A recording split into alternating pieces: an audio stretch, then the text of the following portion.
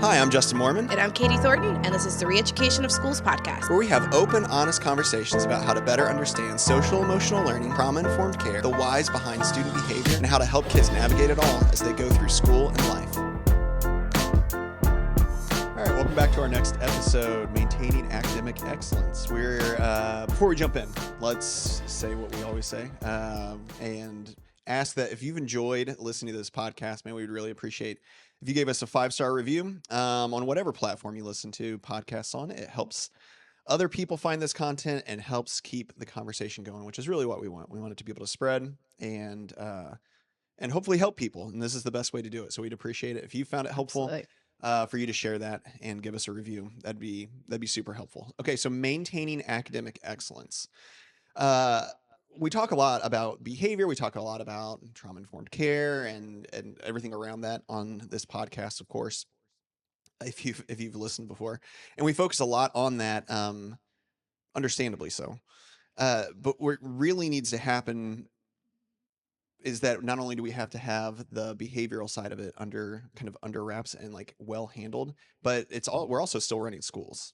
Right. We still have to have the academic side of it, which is something that gets brought up a fair amount, I think, overall, as we've talked to different groups, different people. Feedback that we've gotten is, yeah, it's fine, but then we still have to teach all these students, right? Yeah. We can't just help them regulate and then nothing comes of that afterwards, and everybody's just sitting around real regulated and not doing anything. So we thought that it would be a good time and hopefully helpful for us to talk a little bit about the academic side of it.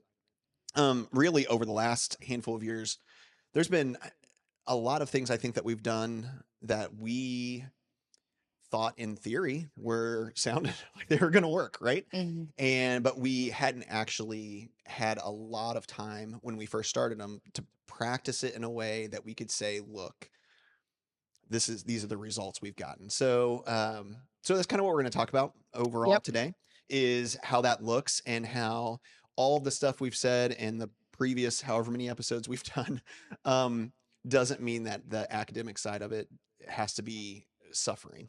That there's still this idea of academic excellence that we have to strive for, and what that looks like in schools. Yeah, I really think it's the proof. If you really have, we regulate behavior, we do the SEL thing so that we can and are able to do the academic thing. And really, if you're really a trauma-informed school, your academic scores should be really good. Yeah. Because your kids are regulated and ready to learn, and that environment is set for academic excellence. So I feel like, to me, this is the proof that this is our working model proof. And I'm like, our academic data is amazing at our school. And I think there's some good things that we're doing that I think we're going to share today that will kind of help share why that may look like that. Yeah. All right, well, let's kind of jump into it. Okay. So we're going to start kind of at the bottom, I think, and work our way up the pyramid. We're going to start at tier 1. Yeah. Supports and tier 1 approaches. So what are intentional practices that engage students' access to learning? Yeah, I think we always talk about what we're teaching. I think there's a lot of focus on curriculum and instruction, like making sure teachers understand the curriculum they're being provided. Sure. And that's important too. And I should say we have the most amazing curriculum department with the smartest people in there. That drives a lot of why our district has academic excellence. But I think we're really focusing this year, and have for the last several years, on how we're teaching, looking at those components of universal design for learning. I'm not going to spend a lot of time here at this podcast episode talking about that, because I'm hoping we're going to have an expert come on and share that information. So hopefully we'll be able to do that for you guys. But if you're not familiar with universal design for learning, there's a really amazing book called Herdstein Value. We did a PLC group on it, and it really breaks down how we're having kids receive information. It's no different. We look at what's your learning styles, kind of things. When we were in college 20 plus years ago.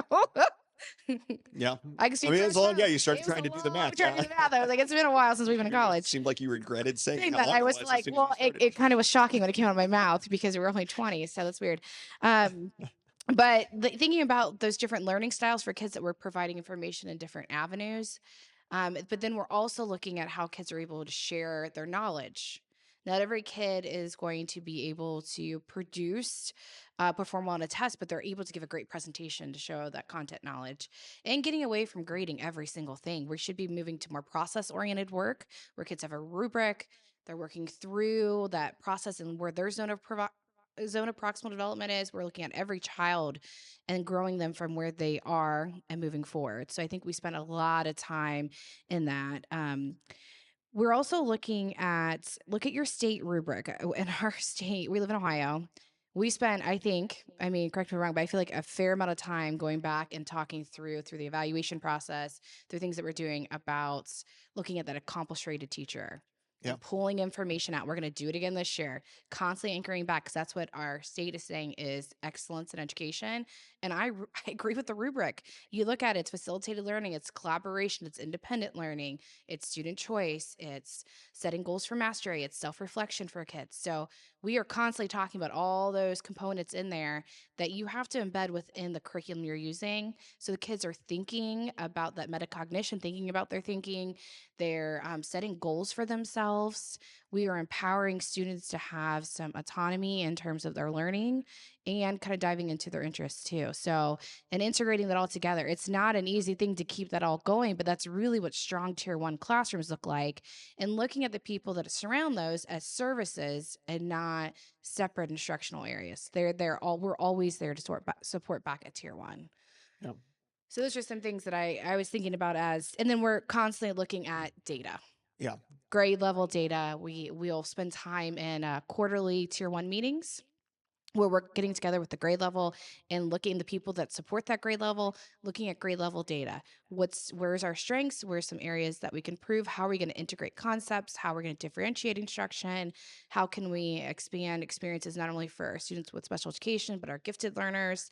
We're constantly having those conversations and setting up things like we have PLCs every year. And I I know there's people that say, cut teacher time, don't have PLCs. And I'm saying that sounds crazy. PLCs being, I know you've referenced Professional it before. professional learning communities Yeah. to have conversations about teaching and learning. That's how you get your teaching staff to be reflective about their teaching practices and remind them constantly what those best practices are and give them that freedom to talk about those things. So those are some things that have really shored up our tier one instruction that have been really helpful. Yeah. And I think it's easy to hear some of those things and not even just hear while you're listening to this podcast, but like as you're out and about in your educational world. To hear like the state rubric and be like, oh, like the state, and I don't even know, about how things really are. We can kind of be quick just as people. It's not just an education thing. We can kind of be quick as people if there's something that we're told that we kind of have to do, or that we have to follow, or that we have to reference back to, of just ditching those things or assuming that they're all bad. And I think that's one of the things that I have to work hard at not doing, right? I think everybody does, is when there's something that you're like, oh, your knee jerk reaction is like, oh, this kind of thing. But then to realize there's probably plenty of really good in it. And so my attitude is going to determine if I actually can improve and glean whatever I can out of it. Maybe there's parts of it that are not great or whatever, but like, what can I get out of it to help myself improve? So you have to like really make a conscious decision on that. It's the same with like you're talking about the PLC groups or anything else. It would be easy just to be annoyed by having some of these things happen. But if you, instead of just living in this spot where you're annoyed that there's a thing that you've got to do, if you can really go into it intentional and being like, okay, what am I going to get out of it? There are 800 things I could be doing right now instead of being in this PLC group this Tuesday. But what can I get out of it? What can I walk away from hearing somebody else talk about, or what can I have shared, or whatever that is going to be helpful? And so I think it is a little bit of a mindset thing. Don't let yourself, it's my quick plug, don't let yourself get too jaded about so many things that you miss out on a lot of the stuff that is helpful that Yeah. you just brought up. I would say, we get a cool opportunity. We've been throughout the state doing different things, whether it's conferences, professional development, and having conversations with leadership in those areas. And someone says, I have a teacher that's struggling with whatever, how, trying to figure out how to coach somebody through that. I said, well, the first thing I always do is pull the state rubric out. Look at the state rubric and find one of those domain areas that need areas of growth and just focus on that one domain. Yeah. And then the person I've had a couple people say, well, I don't care about the rubric. I don't want the teachers to care about the rubric. Sure. We've been a part of those Yes. conversations. And Yeah. I usually go, you need to care about the rubric. That sounds crazy because that's their evaluation. And that actually gives you a framework like, oh, I've noticed you don't have any data to plan instruction. So you're going to PD them on or support them on how to collect data to inform instruction. We're not going to do the whole rubric, but that gives you coachable domains Yeah. to support tier one instruction. Or I've noticed it's your environment, like the classroom management, that's where so you're going to focus on the environmental component of that rubric and break down those things that you can do to help and support. Maybe it's lesson delivery. There's different things that you could look at to coach somebody through that as an administrator, and what a solid tool to come back to. And that's going to be backed by your district or backed by the state when you're coaching somebody through there. I just hear so many people say, I don't want them to worry about the rubric. I don't care about the rubric. I don't want to Yeah. use the rubric. That sounds crazy to me. Yeah. Well, and I think it sounds like a good thing to say that maybe is like a relationship. Pro, And I don't pro want to get teacher, too I far guess. off Yeah, on yeah, this. yeah, Yeah, yeah. like I don't want to get too deep into it, but I think you have to realize that it's there. It's there for a reason, and hopefully, again, even if there's parts of it that you don't disagree with, like what are the things you can use, and it gives you, like you said, a framework to work off of, where it's not just like I've noticed this thing about you, and makes it slightly less personal, maybe I think to the teachers as there's stuff they need to work on. Anyway, maybe that could be a whole nother episode in itself. But let's keep going. Okay. All right, when we see students struggling, what are the next steps then? We're super lucky because the person that runs our MTSS process is a data queen, and it does it so good at what she does. It needs to go through the MTSS process. Yeah. The first thing I look at, we look at data. A couple of things can come out of this. When you're looking at data, SEL data, whether you do student surveys or whatever you're using to collect that data, sometimes we over intervention. And sometimes you have to look at it and it's like, man, we've got like 15 kids in this grade if you're departmentalized, or in this class. Sometimes it's a call to go back to tier one. So you really have to evaluate this. How many kids do we need in this level of intervention? Is this something we're going to give 5 kids in this class reading support, or do we need to come back and kind of think about how we're going to adjust our tier one? Or is it both at the same time? So you're sifting through a lot of that information. But yeah, I always think we have to go back and look at progressions, whether it's through like a math or reading progressions, and look through where kids fall. Again, we're finding their zone of practical development, and we're figuring out where we're going next with them instructionally. And we do that through data meetings all the time. Yeah. All the time. So we're always looking, and that same with SEL. But I always say, always look at the data, figure out what needs intervention and what needs to be shored up back in tier one, because what will happen is you'll end up overburdening your system if you don't look at both components and lenses. Yeah. I think that's a good point. Like that idea of tying it back to tier one stuff. And I know like it can be dicey, like how you figure that out. It's not, those aren't easy or quick, just snap decisions. I mean, I think it is driven by data, but I think that, and we'll talk about this in a second, but I think that's been a big deal for what has been successful at our building, at least. And I think overall, I think that's kind of the theory that, again, in a little bit more specialized way, like that I was working off of. And I was like, I hope this works. Like, I hope this is the thing that ends up working. All right. So then our students in special education continue to perform well and make growth at our school. What is the magic? I feel weird reading this because I'm in the special education part of it. So but what is the magic that makes that happen? I would say, let's do this. I think you will say Justin's extremely strong in behavior, but he also has really good academic data. What do you think has helped you coming into a general education school? We've done some things the last couple of years. What do you think has helped you support your kids academically to perform well for you?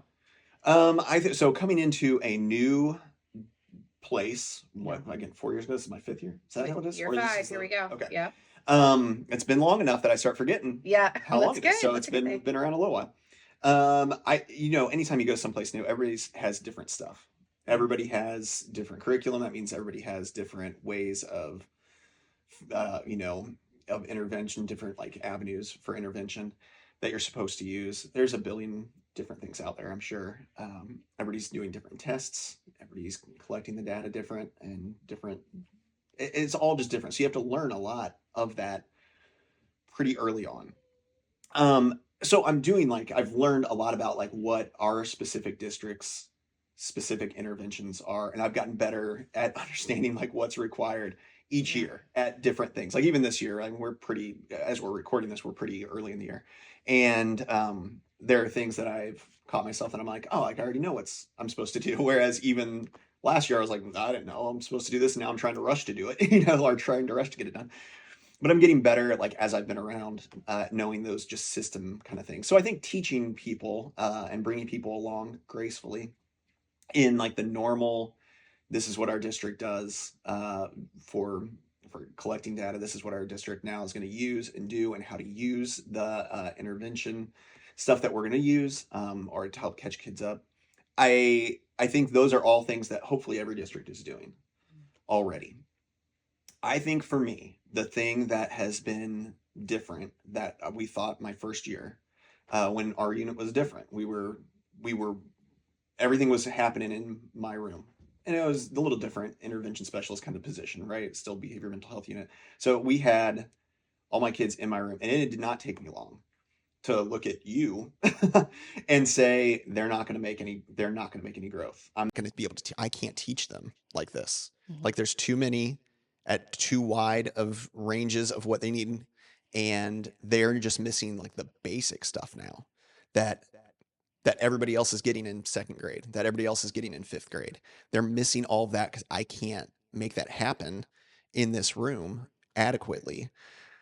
And we talked about it off and on throughout the year. And that's when we were like, by the end of the year, we were like, okay, so the next year, what we're going to do is we're shooting hard for inclusion, Yeah. like we're getting them into tier one. That's why, even as you brought it up, listen, the academic side of things is not my strength overall. I know I'm perfectly workable. I'm not looking for no, you do great. That's not what I'm saying. I know it's not like my strong suit. But I also knew that if I could get students in, I just believed it. I believed that if I could get students in to the general education classroom, even half the time of what they're supposed to be, and could make it to where they could figure out how to exist in that setting in an appropriate way, that what we were going to find is that's when they were going to grow. That's how they were going to make growth, because they were in with people, all these gen ed teachers that we have who are actually experts in teaching academics to kids in a way that I am not. And so we went at that pretty hard, and there was a learning curve for all of us in pushing for that more.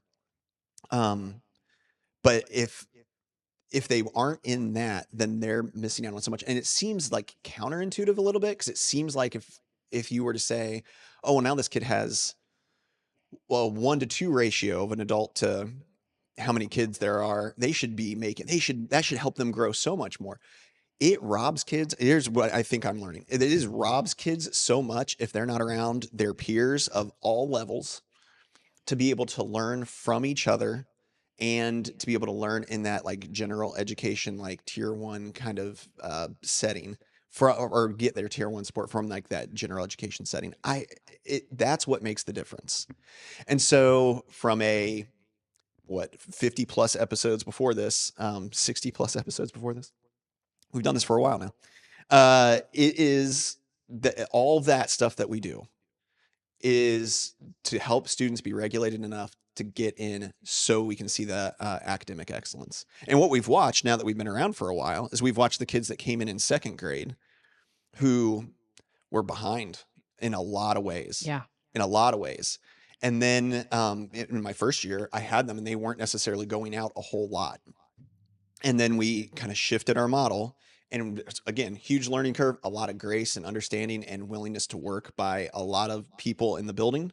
And as they were in their gen ed rooms more to get their tier one,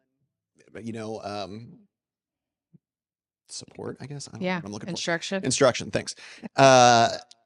What we found is we watched them grow. And we had kids that were like, even in as late as like third grade, and they're like, they don't really know their letters or sounds. Okay, so let's say that we have kids that don't do that. It wasn't just about being in tier one. What is the other thing that helped you close the gap for some of these kids that we started there? Like, think about some of your students that couldn't read at all. What was the thing? They were in tier one, which was tremendously helpful. But what was the next layer as like an intervention person that you had to do to support them? So then, then they were able to be. I mean, we were ultimately pulling them out. Like they were able to come out and one do their work or get more of their instruction like in a more one-on-one Yeah. setting. But then we also were doing some more of the more intensive like Intervention. interventions. Yeah. So And again, those that things goes, are happening. I want people to hear those things are both happening yes, yeah, at the same time. So that's yes, happening. And I would say the other good thing is that our reading specialist works with yeah, all of our intervention specialists, providing coaching, modeling, and what actually consulting on actually the kids' cases, which I think happens in a lot of buildings is that that specialist does not work with the intervention specialist. It's like once they're in special education, there's like a disconnect between, and I would say that's been, I think, a huge help yeah. Oh, yeah. planning, reading instructions. She's able to specifically talk about your kids with each one of you Yes. and say, this Yeah. is what I think you should do and provide guidance for that Yeah. too. And I think, like, to your point, I think that's the thing that hopefully is happening ish in a lot of places. I think that where you start to miss maybe in places or where we're maybe different is even take it out of my unit. I think just in general is the idea that if a kid is really behind in reading, let's keep going with that example, that even if they're just a typical student on an IEP behind in reading, getting pulled out for reading support, that the idea is they should be getting pulled out and that's where all of their reading support happens. Yeah. And I Yeah. think that's the difference that we have going, again, not even my unit specifically, even our general, typical ISs, I don't know what Yeah. you really call them, Yeah. that are operating in our school. That's not the model. The model is your reading instruction really comes From in, tier one. yeah, your tier one stuff is coming in that gen ed room. And then we're offering the extra support, as you say all the time, as a service, not as the thing. Yeah. It's a service that we're then helping with, to give the extra. And I think that's the difference. But I think that's what people miss. My perception is that's sometimes what people miss in Yeah. schools is the thought is they should just be out and pulled out all the time. And that's where the reading instruction has to come from, or the math, or whatever it might be. So if I'm a math teacher and the student's way behind in math, then they shouldn't be my student. They get the math from the IS. And that's just, they robs them. They're not going to grow nearly as much. Yeah. Now, what is hard about that is it means that as an IS or as the people that can support, then we have to also make sure that they have the support within that classroom. It's not like that gen ed teacher then is like, we can't just look at that gen ed teacher and be like, well, their math. Good luck. Yeah, they're behind on math, but you are tier one, and so I only see them for this amount of time, so I'm not going to help with the other. You can't say that either because gen ed teachers, what you got anywhere from at least probably 20 to 35 kids, depends on where you're at. You've got a lot going on. So then those students that do need the extra help, now we're in there trying to figure out how to like maintain that, not just even in my unit, not just like behaviorally, but also like what do they need to be able to be successful today in this lesson? How can I support them in a way that helps them continue to grow and continues to help them be in that gen ed setting, feeling success without just pulling them out or without just doing something for them or whatever else. It's growing them, but having a little bit of a crutch right there Yeah. with them. But it's hard. I mean, all that stuff's hard. It's easy to rattle it off, and I'm sure it's easy to listen to it and be like, "Yeah, it'd be easy." I mean, there's a lot that goes with that from every side of it. From Yeah. A lot of collaboration with the yes, other yeah. intervention People specialists, have support to really be like Yeah. ready to work together and that from again every side and willing to like offer grace from every side when it's hard or when it doesn't go well or when the student still isn't like why aren't they Yeah. growing yet? We've got to all figure it out together.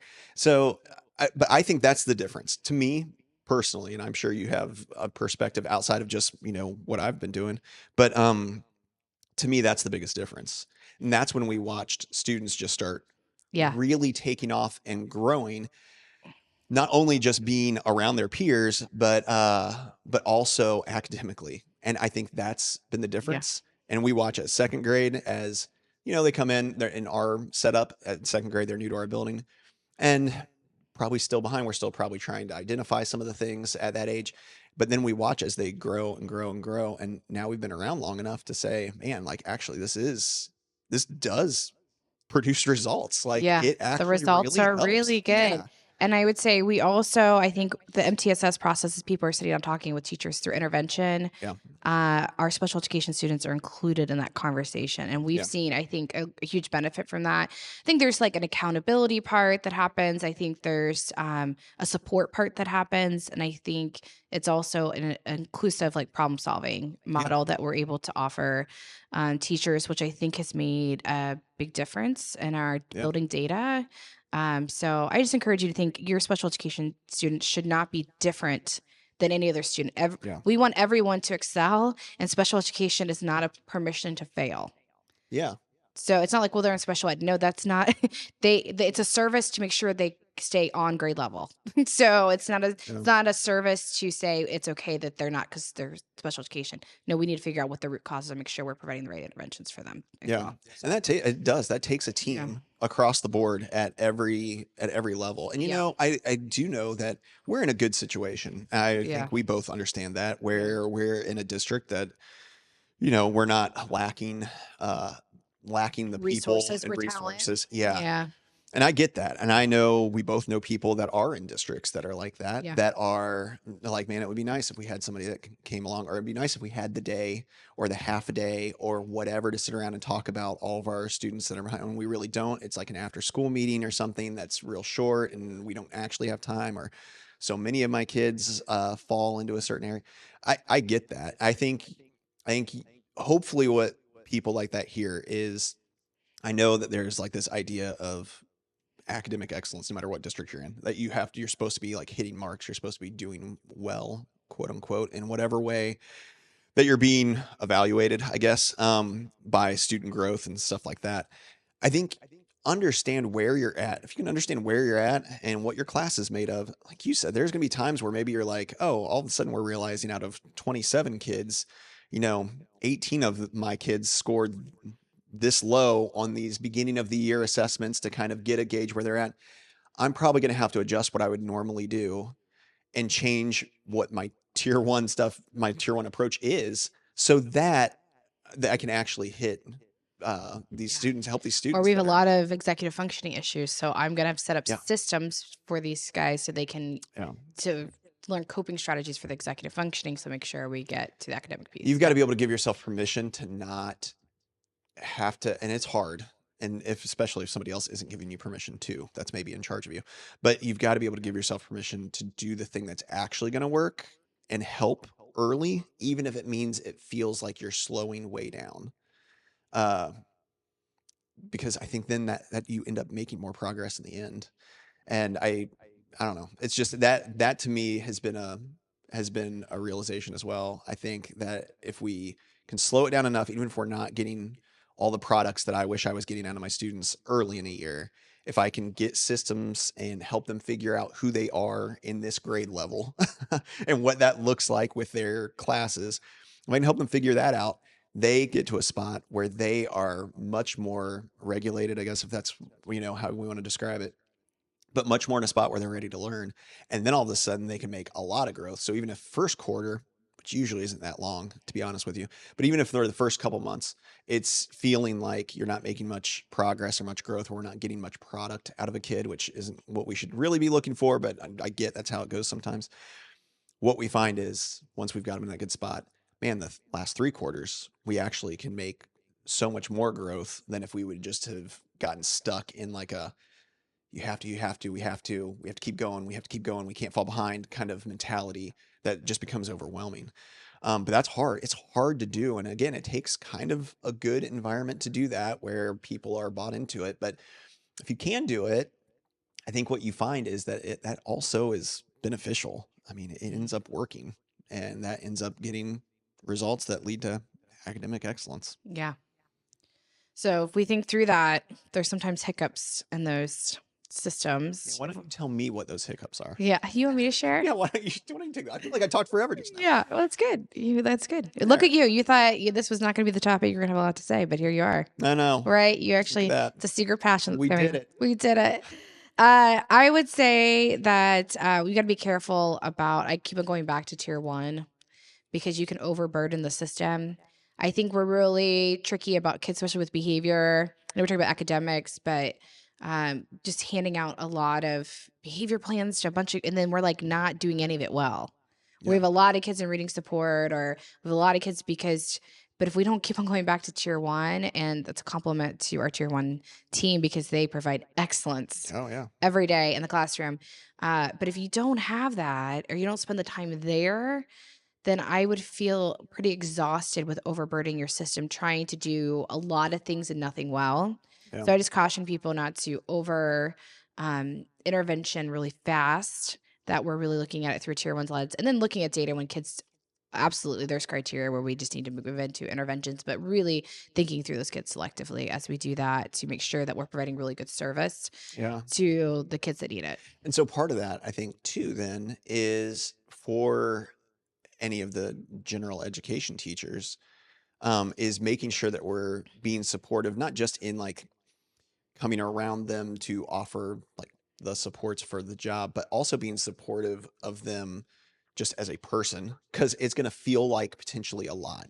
And Mhm. so what you can't do too is is just be like, well, we still have to shore up like the tier one. This is more of a tier one issue, or like we need to like keep doing this, and but then not, and make them feel like they somehow aren't doing what Here's they how need to we're be gonna doing. help you. Like I noticed, like I hear, Yes. see, looking at the data. Let's start here, and then let's meet again. Yeah. Let's look at the data. You got to be Then meet supportive. again. You've got to figure out the, absolutely. It's not the one time conversation. It's like, how are we going to support this kid? How are we going to support this teacher? How are we going to support this classroom or this grade level?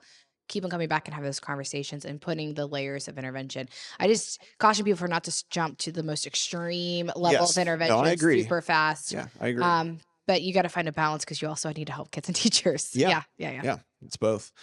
All right. You, That's it. What do you want to what do you want people to walk away knowing? I was going to say data is everything. If you don't have data, it's just an opinion. So Yeah. just keep going back to building data, and you hopefully are in a position where you have lots of different data platforms to look at information and use it. I think when you don't use the data, then people don't find value collecting, and the kids don't perform well because there's not a authentic reason for kids to try really hard on the test, or for teachers to be motivated to make sure the students are doing well on there. So you've got to use the data and have conversations about it, and constantly going back and looking at it and make decisions based upon the data. Professional development matters. Yeah. Like how you were talking about the art and science of teaching, that matters. Behavior, SEL training, right? That all matters because it supports good quality tier one instructions. I think the PLCs make a difference in terms of conversations, reflections, and opportunities. Think about our teaching practices. And then ultimately your beliefs about kids has an impact about whether a student succeeds or not. Yeah. Thinking about flaws too, I think like if we aren't collecting, because you talked about data. I never know which one to say. But data, I think if you're not collecting it well, it's hard to sometimes get like a good accurate representation, because kids are tested to death. And so sometimes you put something in front of them and we're like, well, we have to do this assessment, and it's the beginning of the year and let's get it done. And then you're looking at scores and you're thinking, oh, like they're so far behind. I'm like, but what, what kind of effort do they get? Make sure, like, as you're doing those things, that's one flaw. Like, I prep kids so hard before we do those, especially in my world. Like, but they don't, nobody likes taking those kind of things, or very few kids like taking them. Yeah. And so if you can really talk through like the reasoning behind it, and just kind of give them a spot where they're like, okay, I'll work hard on this for this amount of time, and then it's not to be like a big worry moving forward.